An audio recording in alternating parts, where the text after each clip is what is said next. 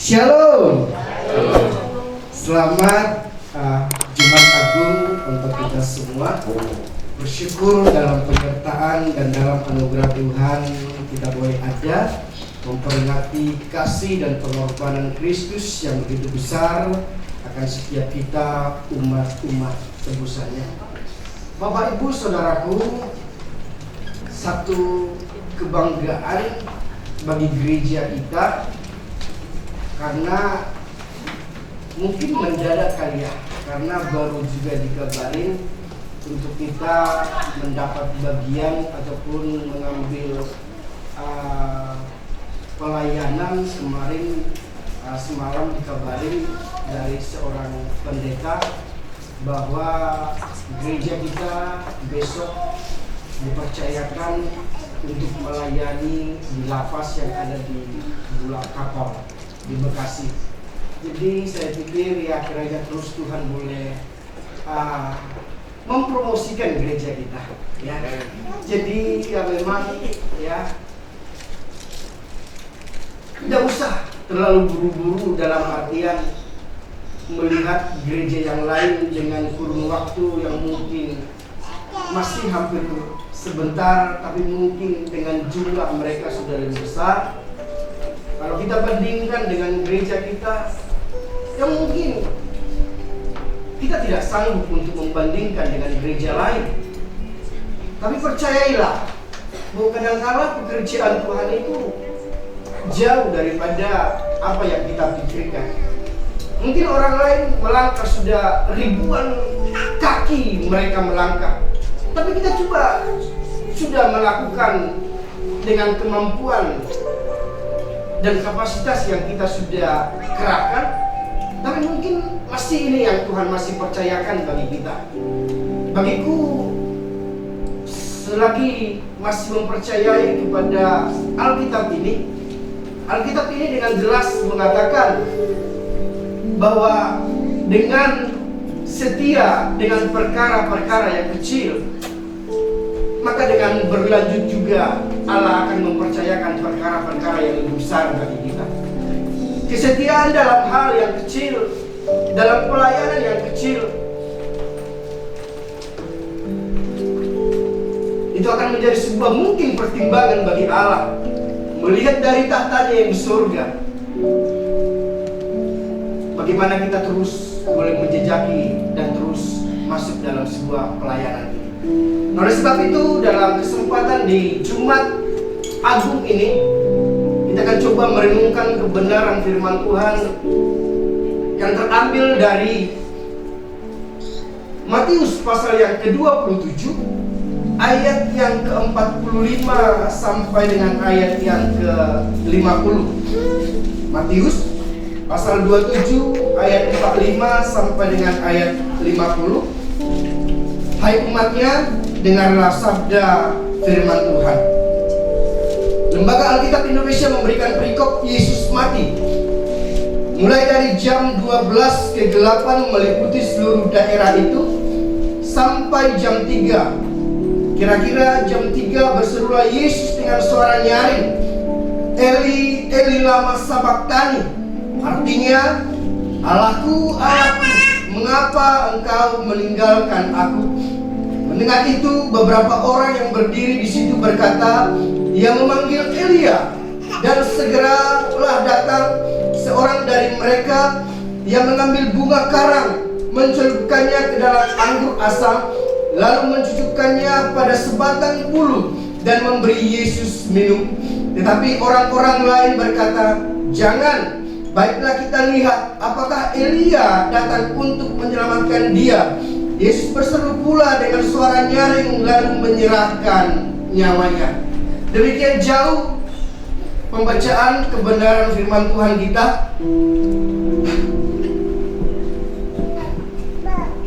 Tema yang boleh kita akan renungkan saat ini di dalam Jumat Agung ini terambil dari ayat yang ke-46. Allahku, Allahku, mengapa engkau meninggalkan aku?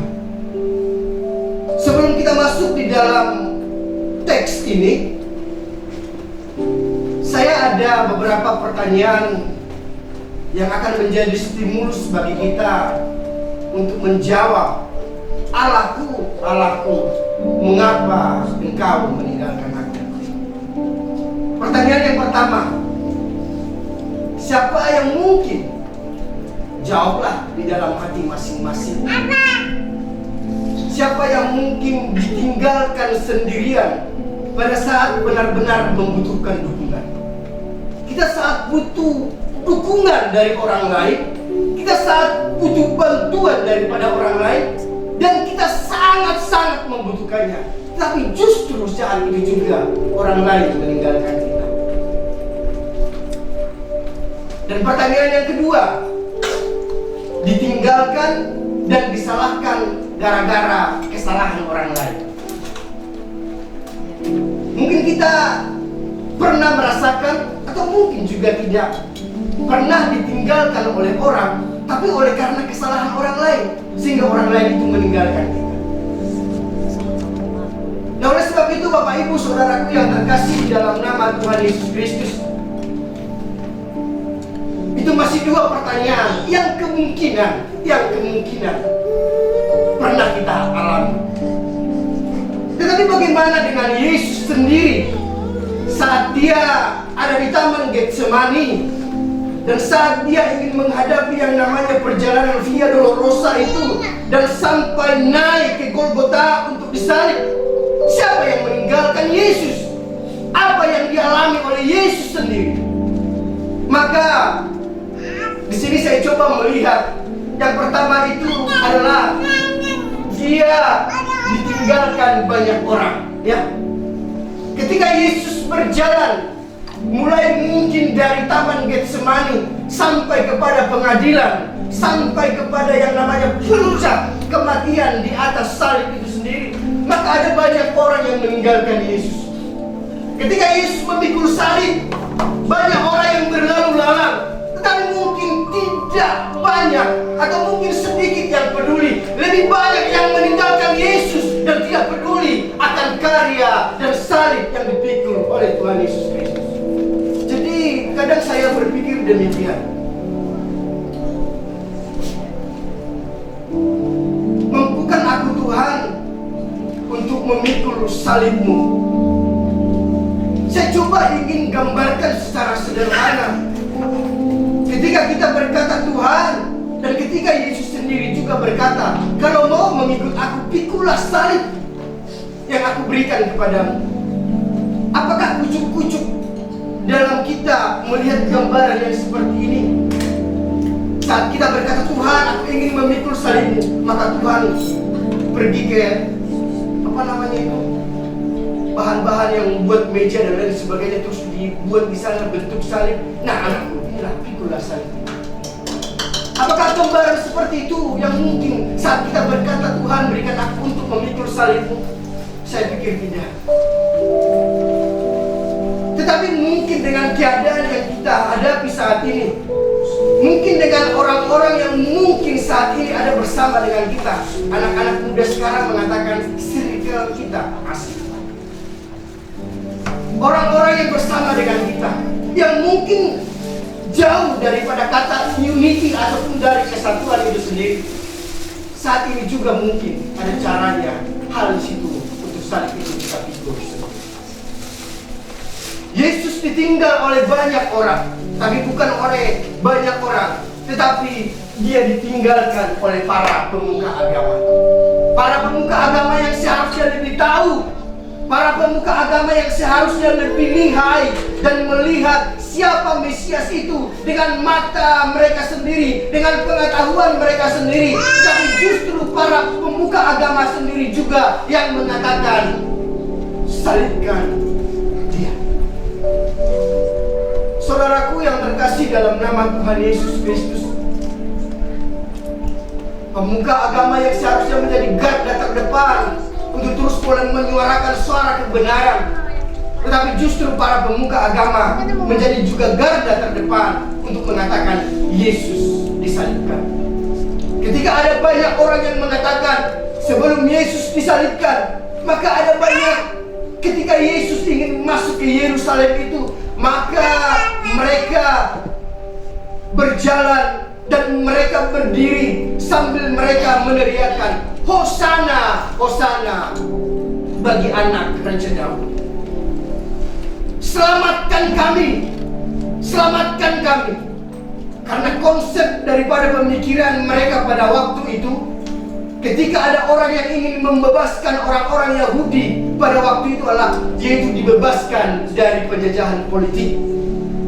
Penjajahan yang mungkin mereka selalu ditekan dengan uang itu dan lain sebagainya. Itulah yang menjadi keinginan mereka supaya dibebaskan dari penjajahan politik itu sendiri.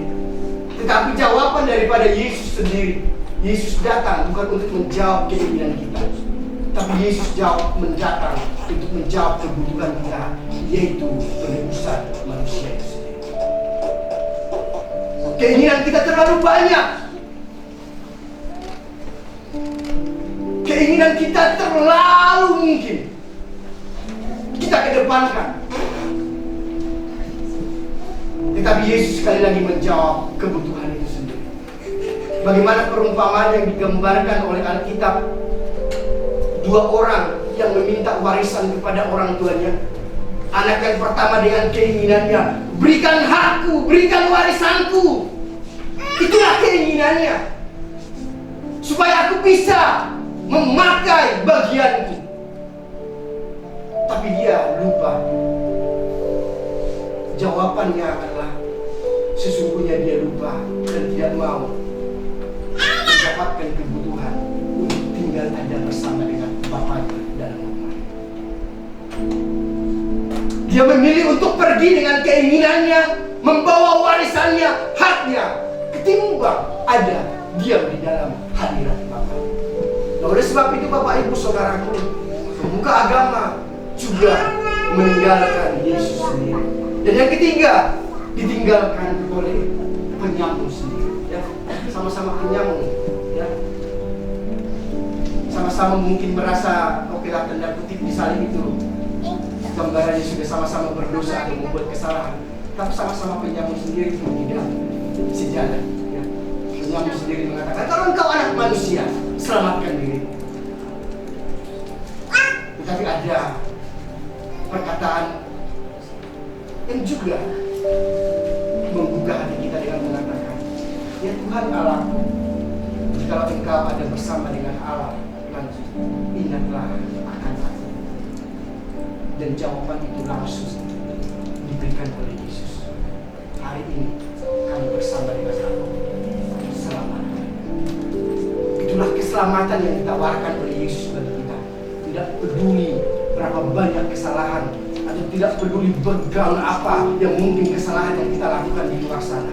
Tidak peduli mungkin perbuatan baik, kejahatan dan lain sebagainya untuk menjadi ukuran daripada keselamatan. Penjahat ini kurang jahat apa lagi? Tentara Romawi ketika harus mengadakan penyalipan, itu adalah sebuah penjahat kelas kakap, kelas dunia yang mungkin tidak ada lagi tandingannya. Kapan dia ingin berbuat baik lagi? Apakah ketika Yesus mengatakan, hari ini kamu bersama dengan aku di Firdaus, maka Yesus berkatakan, ya, minimal 1 hari berbuat baiklah kepada keluargamu? Enggak. Hari itu Yesus katakan, hari ini kamu bersama dengan aku.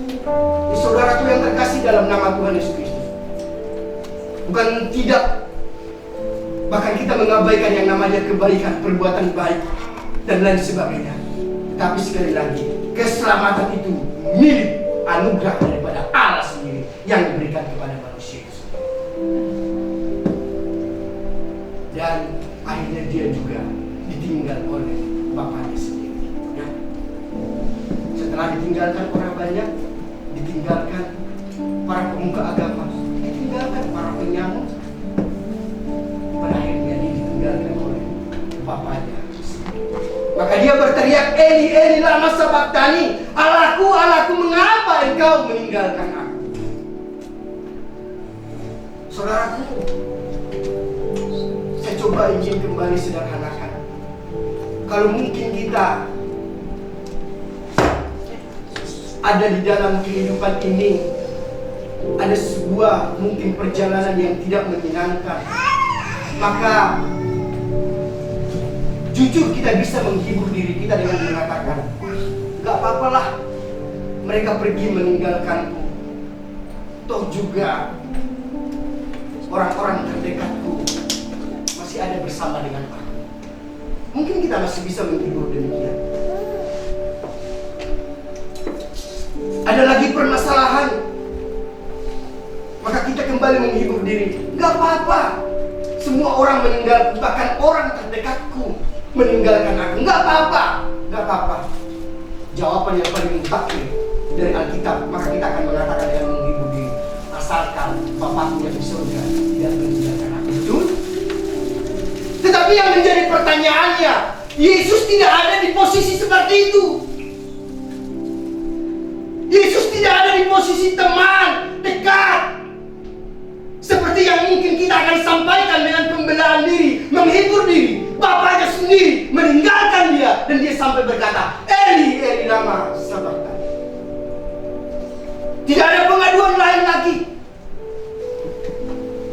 Tidak ada tempat untuk mengadu, untuk menanggung dosa saya dan saudara. Oleh sebab itu Bapak Ibu Saudaraku yang terkasih di dalam nama Tuhan Yesus Kristus, maka apa yang menjadi poin dalam kita menikmati Jumat Agung ini? Apa yang menjadi respon Yesus saat menghadapi keadaan seperti ini? Yang pertama adalah keberanian. Kematian Yesus Kristus yang kita rayakan hari ini adalah bahwa Yesus berani menghadapi yang namanya kematian itu sendiri. Dengan berteriak, Eli, Eli lama sabachthani. Berapa banyak mungkin di antara kita, tanpa terkecuali dengan saya, yang mungkin juga gagal, bahkan yang mungkin juga tidak berani menghadapi segala keadaan kondisi hidup ini, bahkan saat ada di dalam ujung kematian. Tetapi Yesus dengan tegas mengatakan, memberikan gambaran bagi kita dengan dia berteriak kepada Allahnya, Bapakku, Bapakku, mengapa engkau meninggalkan aku? Satu statement yang lugas, yang tepat, dan suara yang nyaring disampaikan oleh Yesus bahwa dia berani menghadapi keadaan ini. Berapa banyak mungkin kita yang lari dan tidak berani menghadapi keadaan? Berapa banyak mungkin kita di antara kita yang tidak sanggup menghadapi keadaan? Tapi Yesus mengajarkan untuk kita diberikan keberanian untuk menghadapi setiap keadaan ini. Berani dalam melangkah. Yesus memberikan gambaran ini. Dia tahu dia sendiri dirinya, tapi dia mengambil posisi untuk tetap boleh berani. Gambaran daripada para murid-murid, mulai daripada Yesus saat ini Yesus diserahkan di Taman Getsemani. Setelah Yudas menjual Yesus, Yudas pun meninggalkan Yesus. Bahkan ketika Yesus berkata kepada para murid-muridnya di Taman Getsemani, mari berdoalah, berjaga-jagalah bersama dengan aku. Tapi ketika Yesus kembali melihat mereka, mereka pun semuanya terdiam. Artinya tetap Yesus harus menghadapi sendirian kematian yang sangat mengerikan itu. Yesus berani mengambil resiko itu untuk tetap boleh berdiri menjalankan apa yang menjadi misi daripada Allah itu sendiri tergenapi bagi kita semua. Berani dalam melangkah. Sekalipun mungkin keberanian kita masih kita pertanyakan di dalam pengikutan kita bersama dengan Yesus Kristus. Yesus Kristus ketika dia mengambil jalan keberanian itu, dia tidak menyalahkan keadaan. Harusnya orang-orang yang di sampingku mendukung aku, harusnya orang-orang yang selama 3,5 tahun ini bersamaku, yang aku ajari, yang aku didik dan lain sebagainya, bahkan yang aku berikan mereka makan dan minum, bahkan melakukan banyak mujizat, harusnya mereka ada bersama dengan aku saat ini. Yesus tidak menyalahkan keadaan yang dihadapi. tidak menyalahkan itu. Dia berani berjalan menanggung semuanya. Hari ini Bapak Ibu Saudaraku yang terkasih dalam nama Tuhan Yesus Kristus, bahasa anak muda sekarang ini, ya, saya coba ingin masuk di dalam sederhana untuk melihat gambaran anak muda. Anak muda lah saya mungkin katakan, tapi yang mungkin secara keseluruhan juga memiliki hal yang sama. Sering menyalahkan keadaan. Anak muda mengatakan dengan apa? Prime victim, ya. Menyalahkan keadaan. Seolah-olah kamu harus tahu bahwa aku begini loh. Seolah-olah kamu harus lebih tahu. Aku begini loh. Seolah-olah kamu harus lebih tahu bahwa keadaanku seperti ini loh. Kamu harus lebih mengerti daripada aku. Bahkan bukan hanya kamu yang mengerti dengan aku, bahkan alam semesta itu harusnya mengerti tentang aku. Itulah selalu menyalahkan keadaan. Seolah-olah dia yang paling menderita dari hidup ini, ya. Seolah-olah dia yang paling menderita. Itulah gambaran. Seolah-olah dia yang paling tersakiti. Sampai alam semesta pun mungkin dia akan teriakkan, alam semesta, kamu juga harus mengerti bahwa saya sedang menderita. Tapi Yesus tidak menyalahkan keadaan. Dia berani melangkah untuk menjalani misi daripada Kristus Yesus. Dan yang kedua yang boleh saya berikan kepada Bapak Ibu sendiri, selain daripada keberanian, ada keyakinan di dalam Yesus Kristus. Keyakinan akan janji Allah, keyakinan akan penggenapan rencana Allah bagi umat manusia, yang menjadi sebuah keyakinan yang dipegang untuk terus boleh berjalan di dalam kasih dan penyertaan Allah itu sendiri selagi dia ada di dalam kemanusiaan. Yesus yakin bahwa ialah misi daripada Allah yang harus dikerjakan. Maka kematian Yesus Kristus, saya mengajak Bapak Ibu Saudaraku, lebih daripada apa yang kita yakini, kita terus boleh berjalan dengan keyakinan. Termasuk dalam gereja kita, kita aminkan bahwa kita memiliki keyakinan. Kita akan semakin bertumbuh, baik dalam kualitas, baik juga dalam kuantitas. Amin. Keyakinan untuk kita terus boleh melihat bahwa Tuhan akan terus bekerja. Jangan berpikir seolah-olah bahwa Tuhan tidak bekerja bagi gereja kita. Kalau kita coba melihat daripada pekerjaan Yesus sendiri ketika Yesus disalibkan, mungkin kita memiliki sebuah kesan, kok Allahnya tidak bekerja sih? Kan Yesus adalah Tuhan. Mengapa dia tidak langsung melakukan hal yang ini, yang besar, untuk menyampaikan kepada dunia ini bahwa Yesus adalah Tuhan? Seolah-olah terkesan Yesus itu diam dan tidak ada kekuatan. Tapi Yesus tetap bekerja di dalam kekuatan. Yesus bekerja di dalam keadilan. Di gereja kita juga kita yakini bahwa Allah terus boleh dapat Tuhan bekerja tentang gereja. Ada keyakinan yang besar untuk kita berjalan. Satu lagi Bapak Ibu Saudara, selain daripada memiliki keyakinan, dan yang terakhir, kematian Yesus Kristus memberikan kejujuran dalam hidup. Kita perlu jujur dalam hidup. Kita perlu jujur dalam pelayanan.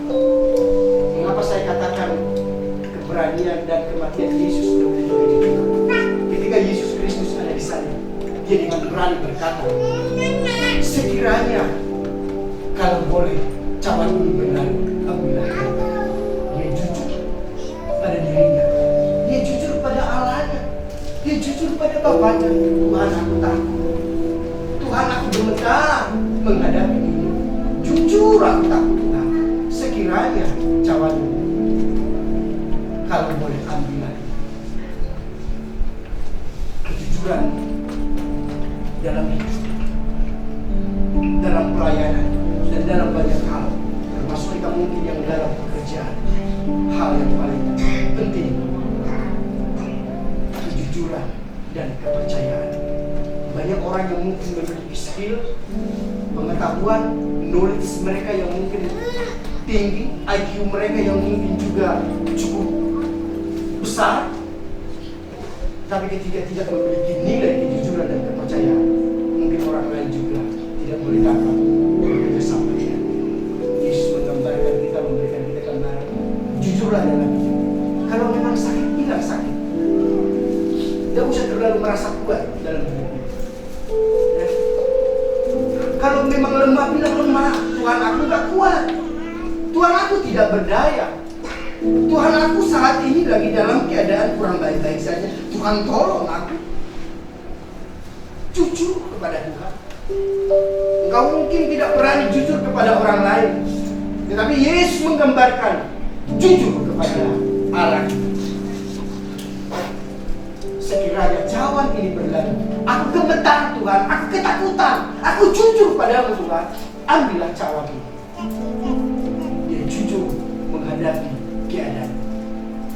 Oleh sebab itu Bapak Ibu Saudaraku yang terkasih, ada keberanian, dan di dalam keberanian ada keyakinan, dan di dalam keyakinan itu ada kejujuran yang diberikan oleh Allah Kristus. Tuhan menolong kita sampai kepada sebuah kesimpulan yang boleh saya berikan. Kita melihat raja dunia yang ingin memulihkan dengan cara dunia, sehingga dunia melakukan perdamaian dengan cara kekerasan, dengan politik, dengan kekuatan militer, dengan kekayaan, dengan kemewahan, dan kehebatan manusia. Yesus adalah seorang raja yang datang melayani bukan untuk dilayani. Dan Yesus datang dengan kerendahan hati, dengan kelahiran dan kematiannya yang hina di atas kayu salib. Dan singgasananya bukan dengan emas, perak, tetapi dengan mahkota duri ada di kepalanya. Di salib, penghukuman berubah menjadi pengampunan. Di salib, kehancuran berubah menjadi pemulihan. Di salib, kematian berubah menjadi kehidupan. Dia yang sempurna tanpa dosa mengambil tempat saya dan saudara. Di salib, menerima kehancuran yang seharusnya menimpa kita. Yesus terpisah dari Bapaknya supaya saya dan saudara dikembalikan, diperdamaikan dengan Allah itu sendiri.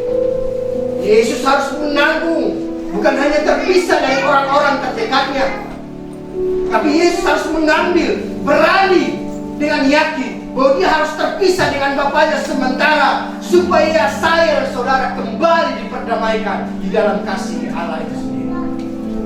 Tuhan boleh menolong kita karena kasih Allah begitu besar bagi kita. Tuhan terus boleh menyempurnakan karyanya bagi kita karena karya yang besar dikerjakan oleh Allah 2000 tahun yang lalu untuk menyaksikan betapa kasihnya besar. Mari kita tundukkan kepala.